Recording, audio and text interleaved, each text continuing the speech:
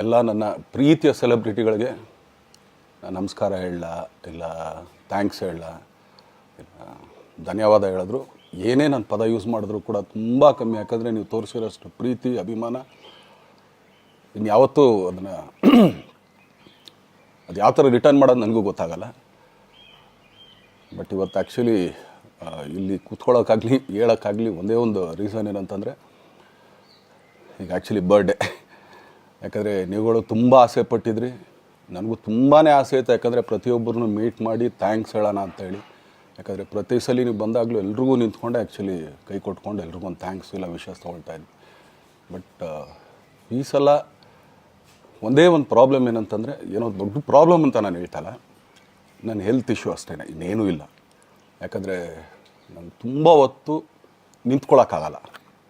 ಯಾಕಂದರೆ ಏನು ಪ್ರಾಬ್ಲಮ್ ಅಂತ ನಿಮ್ಗಳಿಗೂ ತುಂಬ ಚೆನ್ನಾಗಿ ಗೊತ್ತು.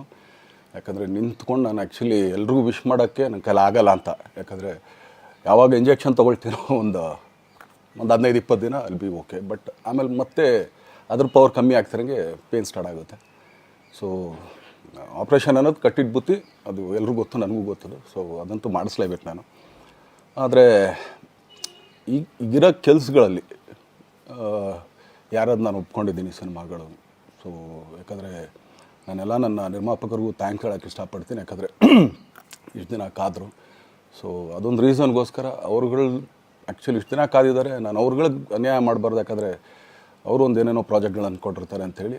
ಸೊ ಅದಕ್ಕೋಸ್ಕರ ಸ್ವಲ್ಪ ಇದು ಮಾಡ್ತಾಯಿದ್ದೀನಿ. ಯಾಕಂದರೆ ಎಲ್ಲರಿಗೂ ಪುಷ್ ಆಗುತ್ತೆ ಅಲ್ಲಿವ್ರಿಗೆ ಪುಷ್ ಮಾಡೋಣ ಅಂತ ನಾನು ಟ್ರೈ ಮಾಡ್ತಾಯಿದ್ದೀನಿ, ಇಲ್ಲ ಅಂತಲ್ಲ. ಸೊ ಆದ್ದರಿಂದ ದಯಮಾಡಿ ಎಲ್ಲ ನನ್ನ ಸೆಲೆಬ್ರಿಟಿಗಳು, ನನ್ನ ಪ್ರೀತಿಯ ಸೆಲೆಬ್ರಿಟಿಗಳು, ಇದೊಂದು ಸಲ ನನಗೆ ಕ್ಷಮೆ ಕೊಟ್ರಿ. ಯಾಕಂದರೆ ನಾನು ಸಿಗ್ತೀನಿ, ನಾನು ಸಿಗಲ್ಲ ಅಂತಲ್ಲ, ಖಂಡಿತ 101% ನಾನು ಸಿಕ್ಕೇ ಸಿಗಬೇಕು. ಯಾಕಂದರೆ ನಿಮ್ಮೆಲ್ಲ ಇಂಡಿವಿಜುವಲಿ ನಾನು ಥ್ಯಾಂಕ್ಸ್ ಹೇಳಲೇಬೇಕು ಅದನ್ನು. ಆದರೆ ಈಗಲ್ಲ, ಇನ್ನೊಂದು ಸ್ವಲ್ಪ ದಿನ ಆಗಲಿ. ಯಾಕಂದರೆ ನಂದು ಸ್ವಲ್ಪ ಯಾಕಂದರೆ ಈಗಲೇ ಕಾಲೆಲ್ಲ ಸ್ವಲ್ಪ ನಂಬಾಗ್ತಾಯಿದೆ. ಸೊ ಸ್ವಲ್ಪ ನಮ್ಮ ಡಾಕ್ಟ್ರ್ ಹತ್ರ ಎಲ್ಲ ನಾನು ಕನ್ಸರ್ನ್ ಮಾಡಿ ಏನು ಮಾಡ್ಬೋದು ಅದಕ್ಕಿನ್ನು ನೆಕ್ಸ್ಟ್ ಅಂತೇಳಿ. ಯಾಕಂದರೆ ಸ್ಪೈನಲ್ ಕಾರ್ಡ್ ಪ್ರಾಬ್ಲಮ್ ನಿಮಗೂ ತುಂಬ ಚೆನ್ನಾಗಿ ಗೊತ್ತು. ಸೊ ಇದೊಂದು. ಆಮೇಲೆ ದಯಮಾಡಿ ಯಾವ ಹೂವಾಪೋಗಳಿಗೂ ನನ್ನ ಸೆಲೆಬ್ರಿಟಿಗಳು ಕಿವಿಗೆ ಹಾಕ್ಕೊಬೇಡ್ರಿ. ಈಗ ಮೊನ್ನೆದು ಒಂದು ಇದಿತ್ತು, ಏನೋ ಯಾರೋ ನಿರ್ಮಾಪಕರು ಕೊಟ್ಬಿಟ್ರು, ಹಂಗೆ ಹಿಂಗೆ ಅದು ಇದು ಎಲ್ಲ. ಹೌದು, 101%. ಯಾಕಂದರೆ ಸೂರಪ್ಪ ಬೊಬ್ಬ ಅವ್ರಿಗೆ ಆ್ಯಕ್ಚುಲಿ ವಾಪಸ್ ಕೊಟ್ಟಿದ್ದೆ. ಏನಕ್ಕೆ ಅಂತಂದರೆ, ಸೂರಪ್ಪ ಬೊಬ್ಬ ಅವ್ರು ಆ್ಯಕ್ಚುಲಿ ನಾನು ಸಿನಿಮಾ ಮಾಡೋಕ್ಕೆ ಬಂದಾಗ ಅವ್ರದ್ದು ತುಂಬ ಕಮಿಟ್ಮೆಂಟ್ಸ್ ಏನೋ ಇತ್ತು ಪಾಪ. ಸೊ ಸಿನಿಮಾ ಆದರೆ ನನ್ನ ಕಮಿಟ್ಮೆಂಟ್ಸ್ ಎಲ್ಲ ಇದಾಗುತ್ತೆ ಅಂತ. ಯಾಕಂದರೆ ಇಂಡಸ್ಟ್ರಿಲಿ ನನಗೆ ಗೊತ್ತಿರೋರೊಬ್ಬರು ತುಂಬ ಪರಿಚಯ ಇರೋರು, ಅವ್ರನ್ನ ಕರ್ಕೊಂಬಂದು ಹಿಂಗಿದೆ ದರ್ಶನ ಮಾಡೋಣ, ಸರಿ ಅಣ್ಣ ಮಾಡ್ಕೊಡ್ತೀನಿ ಅಂತ. ಬಟ್ ಈಗ ಆ್ಯಕ್ಚುಲಿ ಈಗ ನಡೆದಿದ್ದು ನಿಮಗೂ ಗೊತ್ತು. ಯಾಕಂದರೆ ಟೈಮೆಲ್ಲ ವೇಸ್ಟ್ ಆಗೋಯ್ತು. ಈ ಟೈಮಲ್ಲಿ ಮತ್ತೆ ಅವ್ರ ದುಡ್ಡನ್ನ ಇಟ್ಕೊಂಡಿದ್ರೆ ಪಾಪ ಅವ್ರಿಗೆ ಇನ್ನೂ ಕಮಿಟ್ಮೆಂಟ್ ಜಾಸ್ತಿ ಆಗುತ್ತೆ. ಸೊ ಅದಕ್ಕೋಸ್ಕರ ಸರ್ ನಿಮ್ಮ ಕಮಿಟ್ಮೆಂಟ್ ತೀರಿಸ್ಕೊಳ್ಳಿ.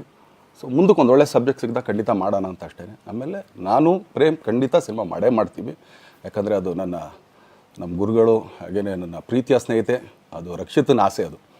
ಸೊ ಇಲ್ಲ ಮಾಡೇ ಮಾಡೋಣ. ಸೊ ಬಟ್ ಒಂದೇನಂದರೆ KVN ಪ್ರೊಡಕ್ಷನ್ಸ್ ಅವರು ಪ್ರೊಡಕ್ಷನ್ ಮಾಡ್ತಾ ಇದ್ದಾರೆ. ಸೊ ಅವ್ರು ಪ್ರೊಡಕ್ಷನ್ ನಡೀತಾ ಇರ್ಬೇಕಾದ್ರೆ ಪುನಃ ಇನ್ನೊಂದು ಪ್ರೊಡಕ್ಷನ್ ಅಂದಾಗ, ಯಾಕಂದರೆ ನನ್ನ ಒಂದು ಅನಿಸಿಕೆ ಅಂತಂದರೆ, ಯಾವ ನಿರ್ಮಾಪಕ ಆ್ಯಕ್ಚುಲಿ ಈಗ ಯಾವುದು ಪ್ರೊಡಕ್ಷನ್ ಇಲ್ಲದೇ ಸುಮ್ಮನೆ ಇದ್ದಾರೆ ಅಂಥವ್ರ ಜೊತೆ ಕೆಲಸ ಮಾಡಿದ್ರೆ. ಯಾಕಂದರೆ ಪ್ರೊಡಕ್ಷನ್ ನಿಮಗೂ ತುಂಬ ಚೆನ್ನಾಗಿ ಗೊತ್ತು. ಇವಾಗ ನಡೀತಾರ ಒಂದು ಇದರಲ್ಲಿ ಒಬ್ಬ ನಿರ್ಮಾಪಕ ಇವತ್ತು ಅಡ್ವಾನ್ಸ್ ಕೊಟ್ಟೋದ್ರಿಂದ ಹಿಡಿದು ರಿಲೀಸ್ ಆಗೋ ತನಕ ಆತನ ಕೆಲಸ ತುಂಬ ಇದೆ.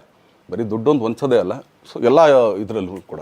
ಸೊ ಆದ್ದರಿಂದ ಅಷ್ಟೇ, ಇನ್ನು ಅದು ಬಿಟ್ಟು ಇನ್ನೇನು ಆ ಥರದ್ದೇನಿಲ್ಲ. ಸೊ ಇದೊಂದು ನಾನು ಹೇಳ್ಬೇಕು. ಆಮೇಲೆ ನಿಮ್ಮ ಪ್ರೀತಿ, ಅಭಿಮಾನ, ಪ್ರೋತ್ಸಾಹ ನನ್ನಂಥವ್ರ ಮೇಲೆ ಇರೋದಕ್ಕೆ ನಾನು ಯಾವತ್ತೂ ಚಿರಋಣಿಯಾಗಿರ್ತೀನಿ. ಯಾಕಂದರೆ ನಿಮ್ಗೆ ಯಾವುದೇ ಕಾರಣಕ್ಕೂ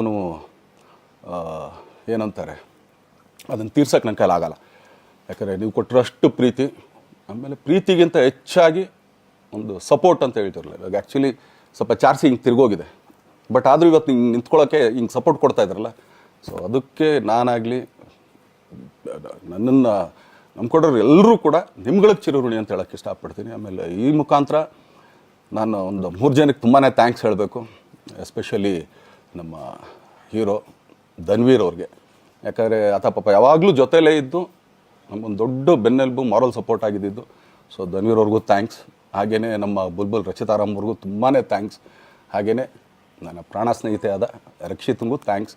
ಆಮೇಲೆಲ್ಲ ನನ್ನ ಸೆಲೆಬ್ರಿಟಿಗಳಿಗೂ ಅನಂತ ಧನ್ಯವಾದ ಅಂದರೂ ಕೂಡ ತಪ್ಪೇ ಅದು. ಯಾಕಂದರೆ ತುಂಬ ಚಿಕ್ಕದು. ಆಮೇಲೆ ಇದೊಂದು ಹೇಳ್ಬೇಕು ಅಂದ್ಕೊಂಡೆ, ಏನೋ ದರ್ಶನ್ ಆ್ಯಕ್ಚುಲಿ ಬೇರೆ ಲ್ಯಾಂಗ್ವೇಜ್ಗೆ ಇಲ್ಲೇ ಇಷ್ಟೊಂದು ಪ್ರೀತಿ ಅಭಿಮಾನ ತೋರಿಸಿದ್ದೀರಾ, ಎಲ್ಲ ಮಾಡಿದ್ದೀರಾ, ಸುಮ್ಮನೆ ಎಲ್ಲಿಗೆ ಅಂತ ಹೋಗಲಿ. ಸಾಯೋವರೆಗೆ ಇಲ್ಲೇನೆ, ಇಲ್ಲಿ ಬಿಟ್ಟು ಇನ್ನೆಲ್ಲೂ ನಾನು ಹೋಗೋಕ್ಕಾಗೋದು ಇಲ್ಲ. ಯಾಕಂದರೆ ಒಂದು ಈಸಿ ಆಗಿದ್ದನ್ನು ಹೇಳ್ತೀನಿ, ಕಾವೇರಿ ಎಲ್ಲಿ ಹುಡ್ತಾಳೆ ಅಂತ ನಿಮಗೂ ತುಂಬ ಚೆನ್ನಾಗಿ ಗೊತ್ತು. ಆ ಕೊಡಗಲ್ಲೇ ನಾನು ಹುಟ್ಟಿರೋದು. ಅವಳು ಅಲ್ಲಿ ಹುಡ್ತಾಳೆ ಕಾವೇರಿ, ಎಲ್ಲ ಕಡೆ ಹರ್ಕೊಂಬರ್ತಾಳೆ ಅವಳು. ನನ್ನ ಸೀಮಿತ ಇರೋದು ಬರೀ ಮೇಕೆದಾಟು ಅಷ್ಟೇ, ಅದರಿಂದ ಮುಂದಕ್ಕೆ ಅದು ಹೆಂಗೆ ಯಾರು ಹರ್ಕೊಡೋದ್ರು ಅದಕ್ಕೂ ನಮ್ಗೆ ಸಂಬಂಧ ಇಲ್ಲ ನನಗೆ. ಸೊ ಆ ಥರ ನಾನು ಯಾವಾಗ ಸಿನಿಮಾ ಮಾಡಿದ್ರು ಏನೇ ಮಾಡಿದ್ರು ಇಲ್ಲೇ, ಅದು ಕನ್ನಡ ಸಿನಿಮಾನೇ.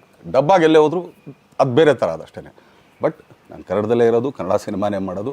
ದಯವಿಟ್ಟು ನನ್ನ ಪ್ರೀತಿಯ ಸೆಲೆಬ್ರಿಟಿಗಳು, ನಿಮ್ಮ ಅಭಿಮಾನ, ನಿಮ್ಮ ಪ್ರೋತ್ಸಾಹ, ನಿಮ್ಮ ಆಶೀರ್ವಾದ ಸದಾ ಹೀಗೆ ಇರಲಿ ಅಂತ ಕೇಳ್ಕೊಳ್ತೀನಿ. ಖಂಡಿತ ಈ ಬರ್ಡೇಗೆ ಯಾರ್ಯಾರು ಸಾಂಗ್ಗಳು ಮಾಡಿದರು, ಸೊ ಅವರೆಲ್ರಿಗೂ ಥ್ಯಾಂಕ್ಸ್. ಆ್ಯಕ್ಚುಲಿ ಎಲ್ಲ ಸಿಂಗರ್ಸ್ಗಾಗಲಿ, ಆಮೇಲೆ ಆ ಪ್ರೊಡಕ್ಷನ್ ಅವ್ರಿಗಾಗಲಿ, ಅವ್ರುಗಳಿಗೂ ತುಂಬ ಥ್ಯಾಂಕ್ಸ್. ತುಂಬ ಒಳ್ಳೆಯ ಸಾಂಗ್ಗಳು ಮಾಡಿದ್ದೀರಾ.